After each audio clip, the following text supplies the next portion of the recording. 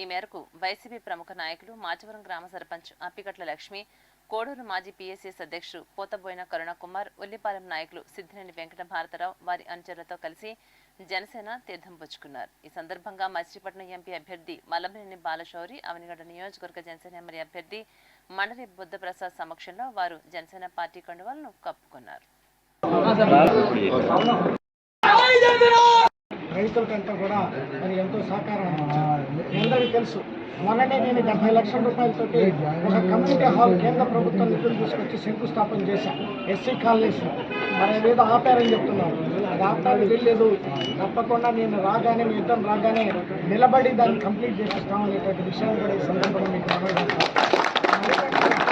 మనోళ్ళంతా అడిగారు, ఊళ్ళో కూడా ఒక మంచి కమ్యూనిటీ హాల్ ఉంటే బాగుంటుందని చెప్పేసి, స్థలం బ్రహ్మాండంగా ఉందని చెప్పేసి అడిగారు. దాదాపు ఒక 50 సెంట్ల దాకా స్థలం ఉందని చెప్పాను.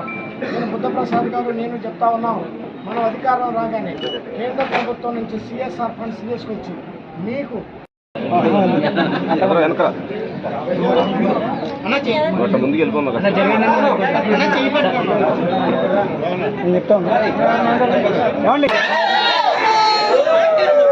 మీరు కొంచెం